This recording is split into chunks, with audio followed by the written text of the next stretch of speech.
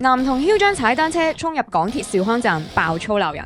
又嚟生仔要考牌系列啦！最近網上瘋傳一條片，有個男童喺港鐵兆康站入面旁若無人咁踩單車，有人睇唔過眼舉機拍片，點知個細路仲踩過拍片者面前，以普通話大鬧一聲，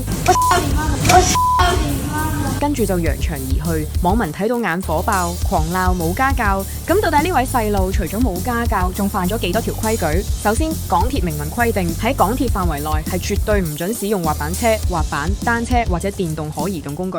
其次，唔好以為隨口爆句粗冇手尾跟。根據香港鐵路附例第28H 條，任何人不得在鐵路處所使用威脅性、粗穢、淫褻或使人反感言語。即係話，無論你用咩語言爆粗，違者最高可以被罰款5000蚊。5000蚊夠買多幾部單車啦。